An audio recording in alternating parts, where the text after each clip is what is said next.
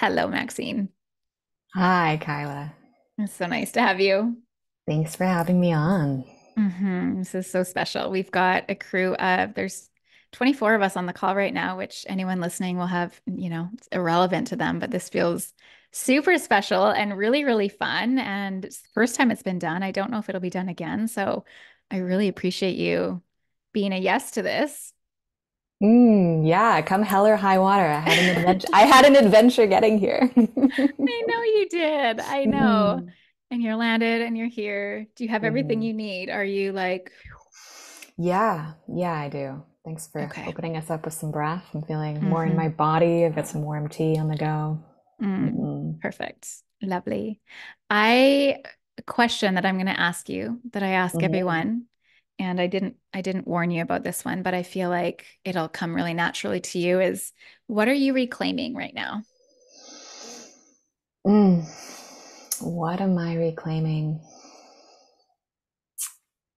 A big theme over the last month and a half has been reclaiming my lightness. Mm, Yeah, hmm so alongside that comes like my relationship with play, with creativity, with spontaneity. hmm Yeah, so it feels like there's a there's a lightening in my relationship with life that I'm reclaiming right now. And it's been really mm, sweet. hmm Thank you for that. Yeah. Can you share with us all how you landed where you landed? Tell us a little bit about you and what you do and, that general thing that we do at the beginning of a conversation and a podcast. But I'm so curious, and I know that everyone else is curious. And start it where you want to. Tell as much or as little as you feel. Okay. Yeah. Yeah. The origin story. I came into somatic sex coaching through a really big healing journey of my own. I grew up for a lot of years feeling very disconnected from my body, feeling overwhelmed. Um, and when I encountered somatic work, it was like these light bulbs kind of came on one by one by one. And I really felt like, oh, well, this is it. This feels like when I talk about somatic work, I kind of talk about it as essential tools for being human. And, I really identify with being someone who lives with a highly sensitive nervous system, which can be a gift and it can be a curse depending on the tools that we have. And so there was, yeah, really it made it the experience made it a lot easier to be in my body and navigate in the world. And then yeah, the work with sexuality, when I started encountering modalities like Tantra and working with people one on one around sexuality, a theme that I saw again and again is that there's such a gap in our society, in our world around embodied sex education. And yeah, it just kind of married hand in hand with the embodiment work that I was doing. And it just kind of clicked and it made sense. And I had this big aha moment where it was just like, when you just kind of have that moment and you get the call and all you can do is answer. I had one of those moments. Yeah. So I guess there was kind of a number of my own erotic awakening experiences that really like landed for me around the same time. Yeah. What were you doing before this? What was I doing before this? I feel like I've only ever had one career. Oh, There's just been many different kind of pieces and steps that have gotten me here, but it all feels like it's part of one river, if that makes sense. mhm. Like I don't, every part of the journey has brought me to where I am now. Fair enough. Yeah. That's fair. I have a question that one of my members brought in, and I also have this question. So I'll Mm-hmm. I'll I'll insert. I've told my crew like I'm joining your upcoming program and I'm so thrilled about it and I want you to share all about it at the end. And part of that is Like that's a big piece of what I'm reclaiming right now is my connection to my body, my connection to my sensuality, my connection to my pleasure, to my curiosity, my eroticism, all of it. It's like it's been so tucked away and hidden Mm. forever. And the question that came in is how does one evoke eroticism in their lives, especially when they're single? Can you speak to Mm. that? Yeah, Okay. absolutely, I can. I feel like that's the best place to start, quite It's a great place. honestly. Oh, being single?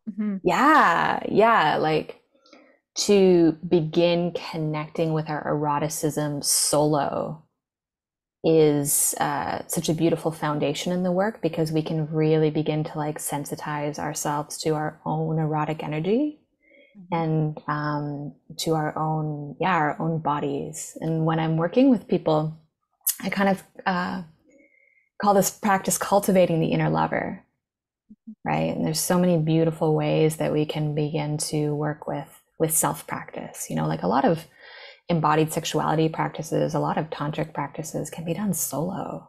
Mhm. And you know, even when you're in a relationship with another person, there's multiple relationships happening. There's your erotic relationship with yourself, there's your erotic relationship with your partner, and there's their erotic relationship with their own inner lover. So Mhm. each of these are going to come into play. And the more solid we are in our own relationship with our bodies and pleasure, the easier it is to share that space with another person.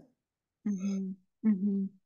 And so I feel like a lot of, well, maybe a lot isn't the right terminology, but there's a misconception, I think, correct me if I'm wrong, that when we're talking about eroticism and sensuality and pleasure, it might have nothing to do with sex, right? Like actual intercourse sex. So can you share a little bit about like other ways, like really simplify it? Like what are other ways that someone who's really brand new to this world could start exploring their pleasure and erotic practices? Mm-hmm.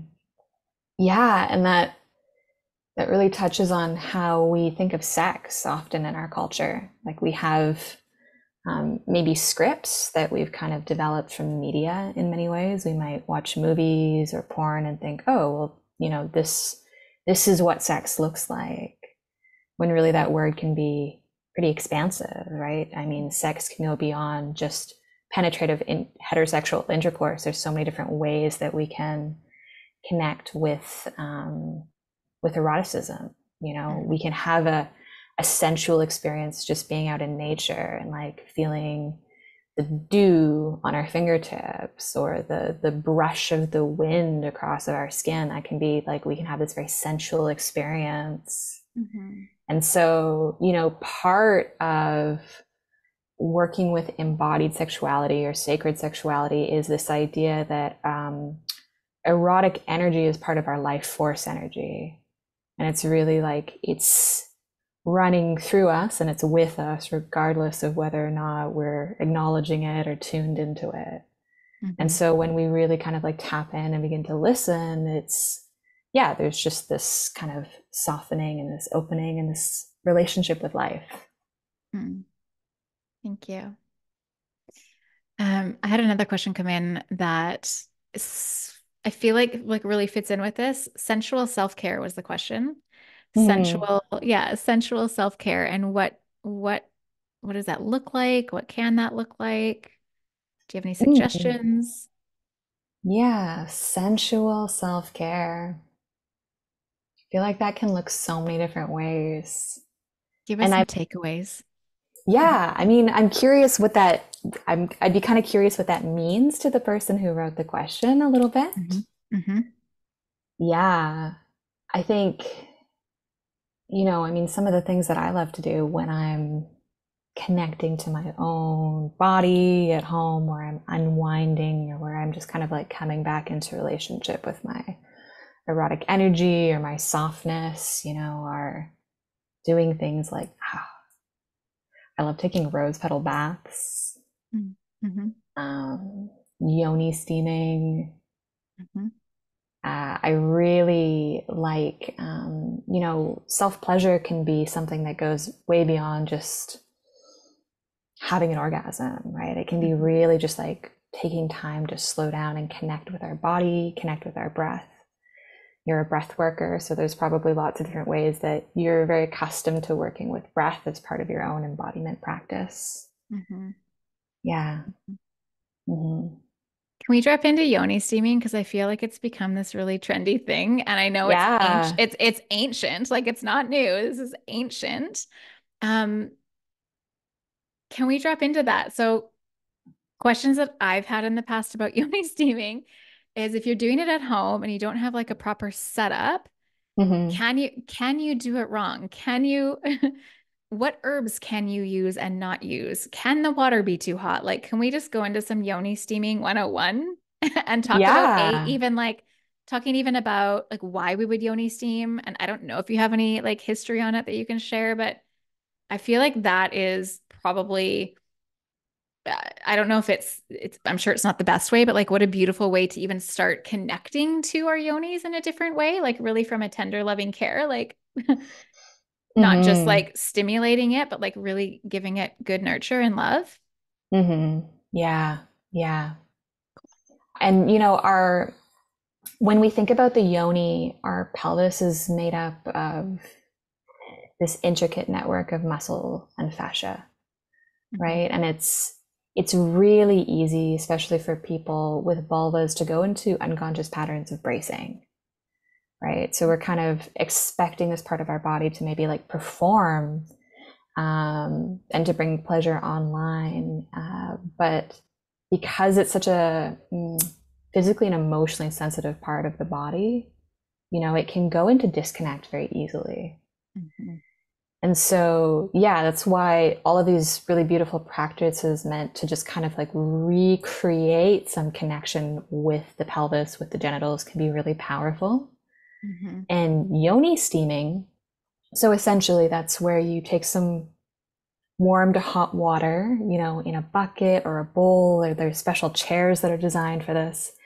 And you give your pelvis and your yoni a steam, right? So the hot steam, what it does is it comes up and it really allows the fascia and the tissue in the yoni to begin to like soften and unwind. Mhm. And this Mhm. is really great for increasing blood flow to the pelvis, more blood flow, more sensation, more pleasure, Mhm. right? So it can feel incredibly relaxing. It can have lots of therapeutic benefits. There's whole communities online that are devoted to sort of working with some of the therapeutic benefits of yoni steaming.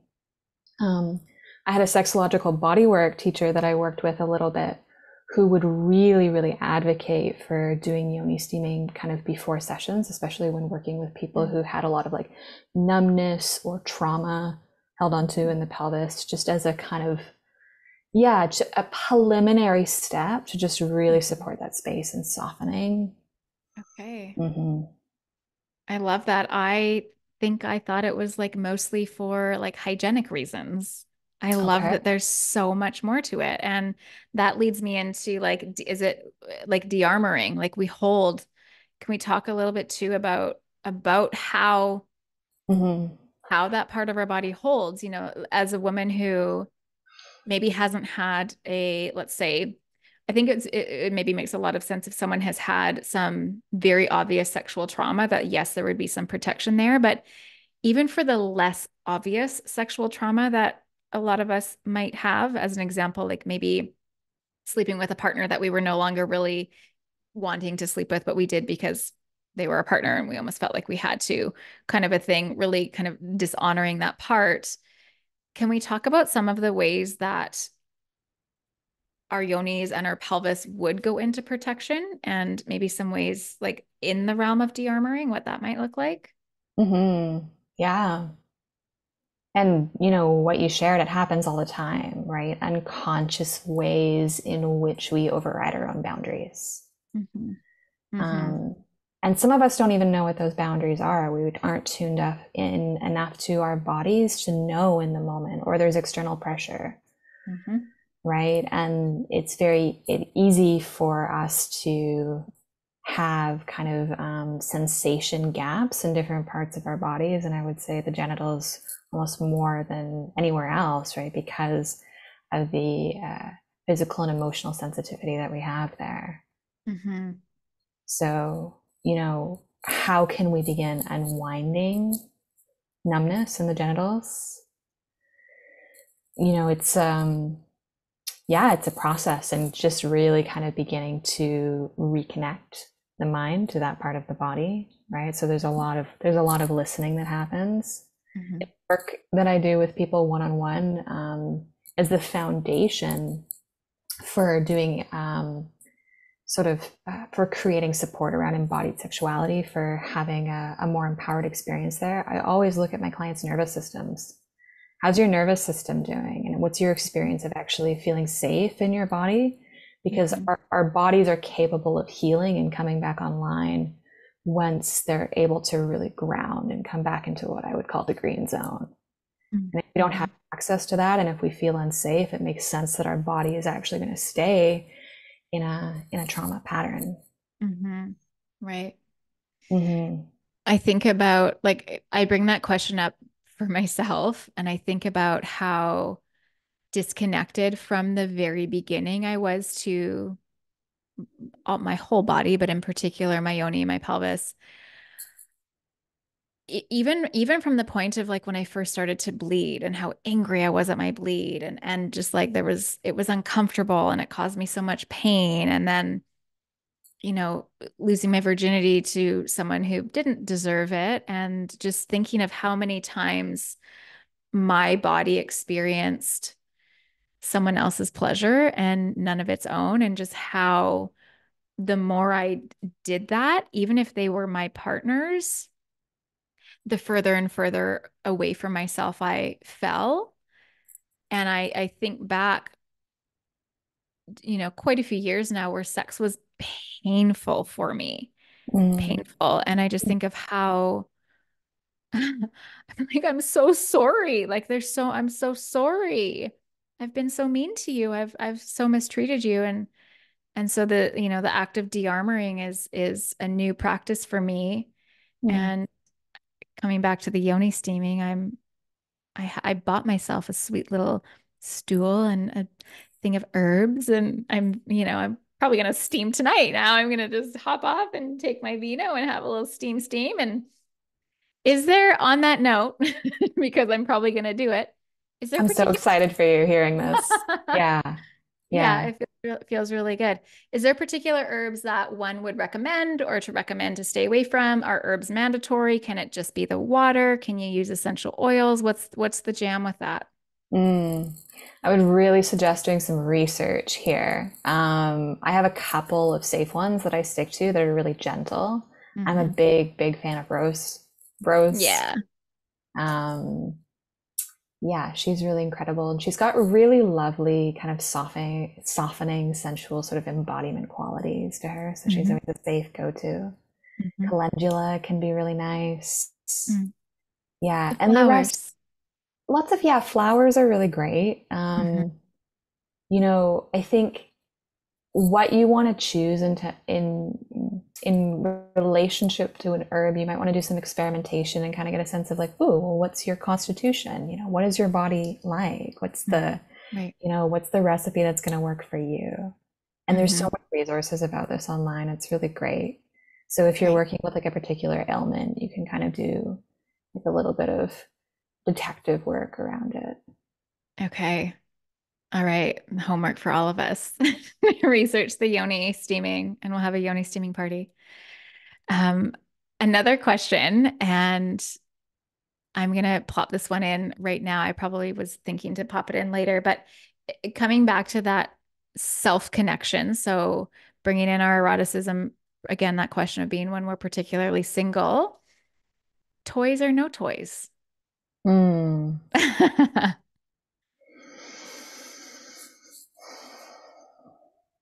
Well, I can tell you, I mean, I really encourage people to do what works for them.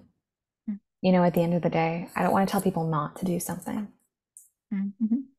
And, you know, I think toys can be such a beautiful way to explore our bodies and kind of get to know like so much of the benefit of actually getting to practices like this are actually getting to know your body and map your pleasure, right? Mhm. So you're kind of creating a roadmap with personal practice of what feels good for me, what do I like, right? And so as far as vibrating toys go, right, when we're Mhm. talking about vibrating toys kind of designed specifically for clitoral stimulation, Mhm. one of the drawbacks to these is that over time they, we become accustomed to a lot of like very, very loud sensation, Mhm. right? So if you're kind of trying to bring more sensitivity online, it's something to just kind of look out for and notice, is this having the impact that I want, Mhm. right? Mhm. Or am I becoming overstimulated, Mhm. right? Mhm. Um, Something that I am a really big fan of is using things like wands to do like internal massage work. Mhm. Um, and things like genital mapping. And we were talking a little bit about de-armoring earlier. I've done a Mhm. lot of work with there's a wand you can buy, and I have these on my website now, but a cervix massage wand. You can take this and you can do internal mapping work and kind of use it as a tool to begin your personal de-armoring practice, right? Mhm. I mean, I got really into this. I had a LEAP procedure a few years ago, Okay. which is, I won't get into it too much here, but I had cervical dysplasia. And so they decided, just we're going to take some cells out of your cervix here. And it Mhm. was, they really minimize it when they're telling you about it beforehand. But I've Mhm. spoken to a lot of women for whom it's a lot, right? Mhm. It's a lot. The Mhm. experience is a lot. And having, kind of having negative side effects can also be really common too, because our bodies, we were talking a little bit about bracing and how our bodies can kind of go into this protective response. So I was Mhm. definitely experiencing that afterwards. Mhm. And, luckily I had a lot of tools on my side just with the education that I've had. So I kind of went, um, just reading some of the chat here. Yeah, yeah, yeah. Feeling other people in the room who've had, similar experiences. Mhm. Um, mm, yeah, so I did a lot of work with a cervix massage wand at that time just because I noticed that I didn't want to have sex. I felt disconnected from my pleasure. There was kind of like this like meh or kind of like this like feeling, there was really this disconnect happening. I felt very protective of my body in a way Mhm. that I wasn't accustomed to feeling. Mhm. So there was Yeah. just a lot of very slow inquiry into my own body and, oh, where am I holding this, and uh, where do I feel out of balance, and kind of like that experience is still living in my body. Mhm. So you were talking a little bit, we got here from talking about toys. I'm a really big Mhm. advocate. Yeah, I'm a really big advocate of using toys as a form of just kind of like self inquiry, positive self pleasure practice. And it can be a really beautiful way to just kind of come back into connection with our bodies. Mhm. Is it possible for you to share your wand that you love? Like, can you send me the link of that and maybe we can pop it in Yeah, to the show notes? absolutely. Yep. Beautiful. Hmm. Thank you. Yeah. Yeah. Another question that came in, and I'm curious about this too, is it says, I've heard about sexual cords and energy exchange love. Is there more information? Do you have any more information on that? Hmm. Yeah. I was thinking about this one a little bit. You know, I think that there are ways that we can be kind of scared away from sex, especially as women. There's sort of like almost this like subtle layer where we're told, if we receive people into our bodies that we might hold on to something. It might be unsafe or it might be unsavory. So I was kind of like looking at that sort of layer Mhm. of how this can really affect our own sense of it being okay to connect with more than one person erotically. Mhm. And I also, there was another layer coming up for me too, in that I'm a I'm a highly sensitive person. I take on other people's energy easily, and it's something that I've really been in a learning around how I'm in relationship with, right? Where am I taking on things unconsciously from other people? And it's not always with sex. It can be with sex, but it can also be in anything else that we do in life. It can be inviting somebody into our home. It can be, ways that we give service and work, right? And sex is this very intimate encounter where we're in energy exchange with another person. Mm-hmm. And so I guess it's important to remember that we can always call ourselves back to our Mm-hmm. center. If we feel like we're Mm-hmm. holding on to something that is not ours Yeah. after we've come into contact with another, Mm-hmm. really just calling that back and sort of reinforcing, and we can use visualization for this, Mm-hmm. our own sense of integrity in our boundaries. Yeah. Yeah, I do love that practice of calling your energy back. I'll even do it after breathwork sessions or after retreat where I've been in, multiple people's energies that just and it's so felt, it's so tangible in that like I call my energy back, I call my energy back. You can really feel it. Or I Mm-hmm. can really feel it. Yeah. It's Yeah.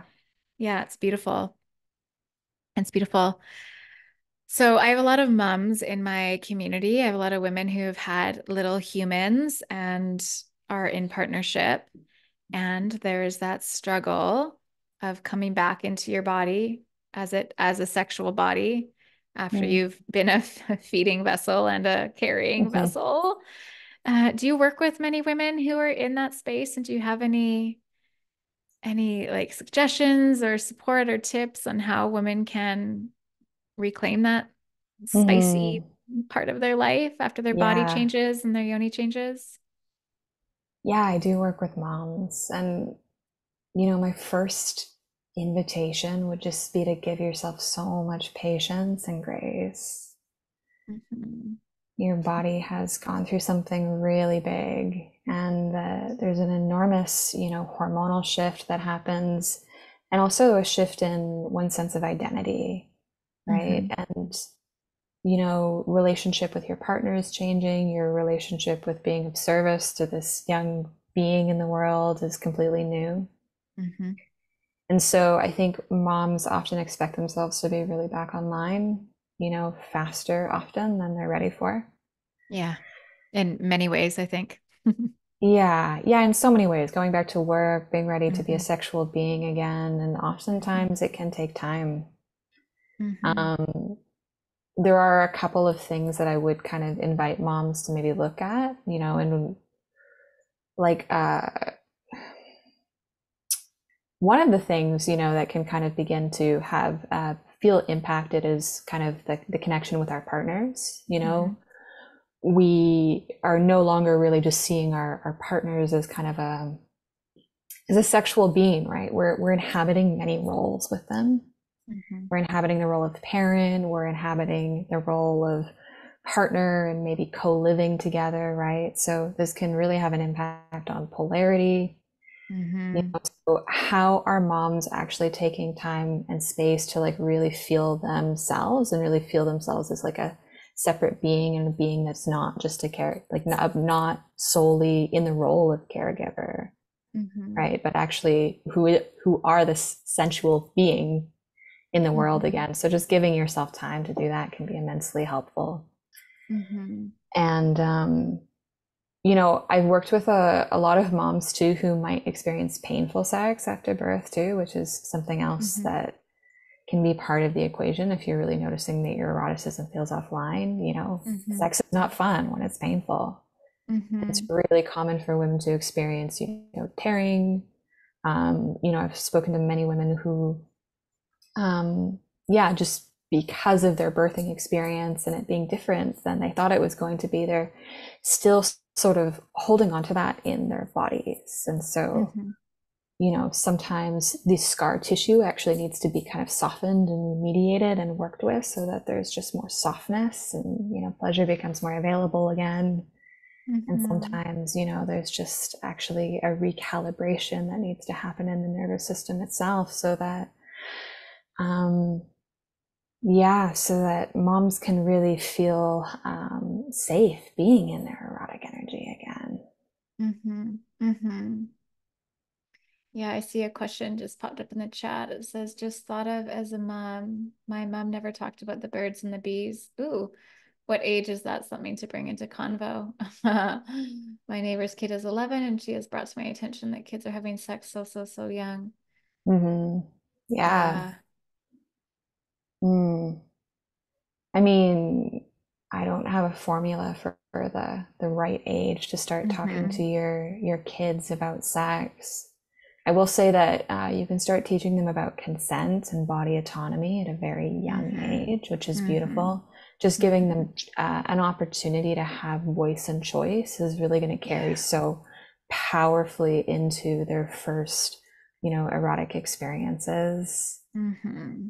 And then I think it's really up to the discernment of the parent themselves, right? Mm-hmm. When do you feel comfortable talking to your kid about sex? When are you willing to bring that into the equation? Because whether or not we acknowledge it, kids are sexual beings, Mm-hmm. and Mm-hmm. they're already going to be out there in the world kind of interacting with it with curiosity.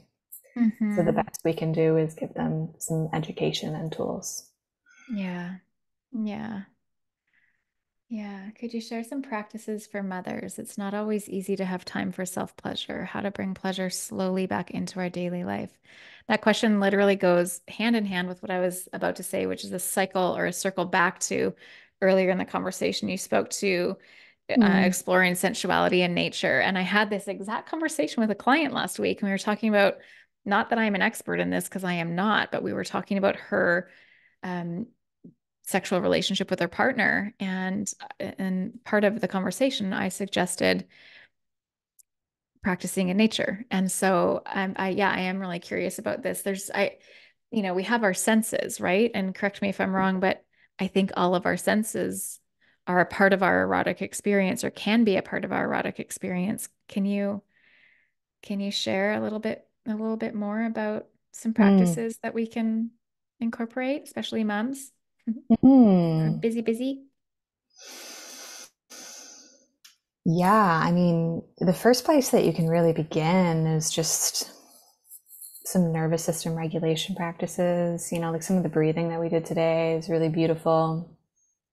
Um, Finding time in the day in any way to just begin connecting with your body and tuning in. And the beautiful thing about somatic work, too, is the more we orient towards pleasure, the more we kind of begin building a foundation or a template for what that feels like in our bodies, right? So I really see like orienting towards pleasure as kind of an exercising a muscle in a way, Mhm. right? And the more we do that, the easier it is to kind of spend longer there and stay there. One Mhm. of the ways that we can begin to have really amazing, mind blowing full body orgasms is we kind of build the muscle over a period of time. Because if we don't have enough capacity in our nervous system, it's actually just too much pleasure can feel overwhelming. So you kind of just, you might need to go slowly, and that's totally okay. Mhm. Um, it's not necessarily about the goal, it's just about sort of enjoying the journey along the way. And Mhm. just as you were talking about, Kyla, going out into nature, feeling, the wind on your skin or the moss, like for everyone in the room right now, I would invite you to begin orienting to something either in your own body or around you. Is there some way that you can actually access some softness or something that feels good in this moment? Mhm. It can Mhm. be some self-touch, it can be the sensation of fabrics around you, maybe the feeling of your breath in your body. Mhm. All of those beautiful things that when we're moving so fast, and I say this because we were talking about this before you came on, of my history was like everything is fast, do, go all the time. You miss it all. You miss it all. You're going so fast, you can't even feel. Mm, You can't feel it. And so, I love the intention around gentle and slow and patience and presence. mm. Hmm. And Hmm. I see a comment here about someone having a pleasurable moment with a cake that she baked. I was gonna say, like it can be with food, right? Like I'm eating delicious chocolate and I'm eating it pretty quickly, but what if I just slow down and like let it melt a bit in my mouth and like really enjoyed that? Right. I love that. Yeah. And then the chocolate goes from just being this automatic action to Mhm. actually being something that you're in sensual relationship with. Yeah. Yeah, it's sweet. Mhm. Mm. There is one more question, and we might pause it here after this, and it's circling back to the yoni steaming. It's a hot topic. The question is, what about perimenopause or menopause? Can you speak to that? Is yoni steaming good for that? It says Mm. painful intercourse is unfortunately something that many women, oh yeah, this is I think a side note. Painful intercourse is unfortunately something that many women have experienced. Yes, for so many reasons. So let's go back to the perimenopause, menopause, and yoni steaming. Is there a time when we should not yoni steam? Mm. Um, when we're on our moon is not a good Okay. time to yoni steam. Yeah. No steaming while bleeding. Okay. No steaming while bleeding. Yeah. And I don't actually have the data on perimenopausal women yoni steaming, but I would love to hear about that. I imagine there could be incredible benefits in that it's known to increase blood flow in the genitals, which is really Mm-hmm. amazing for women as they get older, as they go through perimenopause. Sometimes there's, well, more so in menopause, but you start to get less lubrication, right? The tissues begin to become kind of more like thin and more sensitive. So, yeah, just giving that part of the body like a little bit of extra nourishment can be really Mm-hmm. great. Mm-hmm. Yeah. Hmm. Yeah. Thank you for that. I want to I know this will be a little bit funny on the recording, but I just want to give everyone who's live here just one more opportunity to pop in, maybe one last question. Just wanting to honor the time. Perfect. Here it is. Husband's very curious. Husband's very curious about the back door. Is it dangerous to be open to that possibility? I have an answer, but I'm not the expert, so I'm going to listen to Maxine. Mm.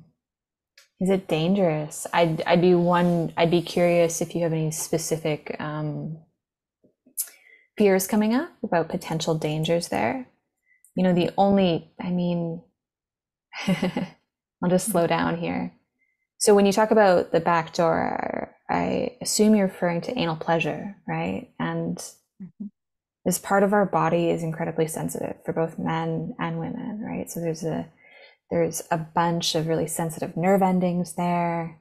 Women can have anal orgasms, men can have anal orgasms. Men happen to have a prostate inside the anus, which is actually kind of, it's like the male equivalent of the G spot, right? So there's lots of sensation there. Our bodies were designed to experience pleasure there.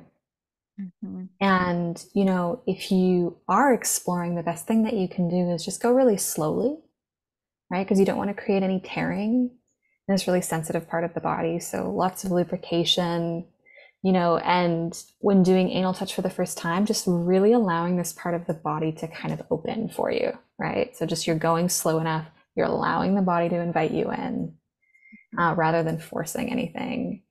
And then if we're talking about precautions that you might want to take, you just want to make sure that you're sort of taking precautions in terms of so there's no kind of transfer of germs or bacteria to other parts of the body that are really sensitive. So if you're doing anal touch, you probably want to wash your hands before you do any yoni touch. You don't want to do any crossover, but otherwise just have fun. Mhm. He'll be very happy to hear that, I'm sure. Yeah, thank you for that. I just want to honor our time and we're coming up to the hour. We're at the hour. That really flew by. I know, it really did. It really did. There's probably a million more questions, so we might just have to have a round two.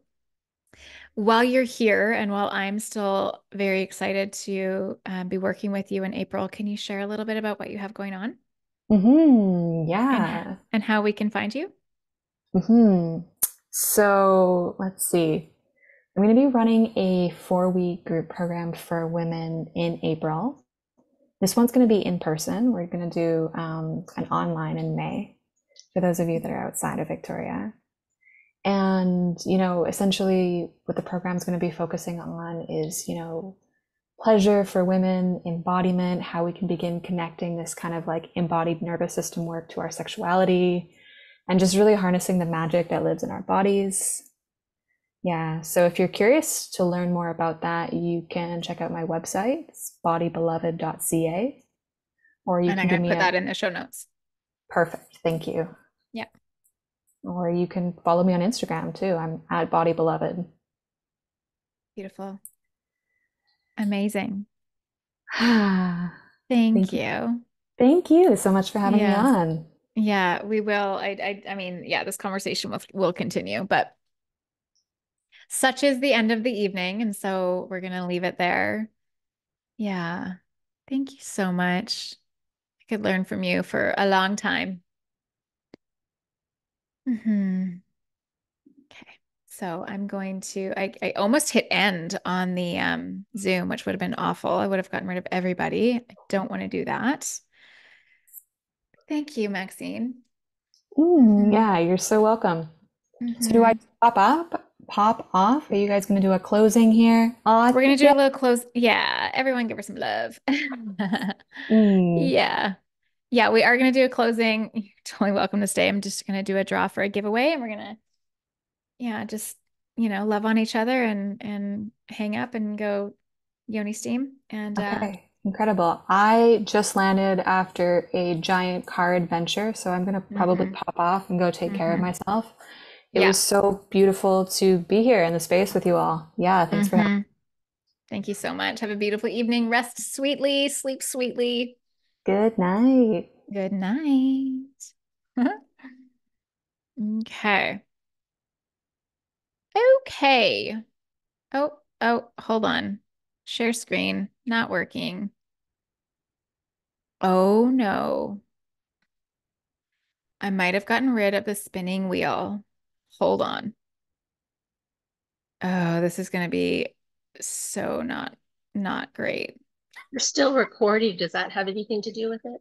No, that's fine. Although I can stop. I can stop record, but that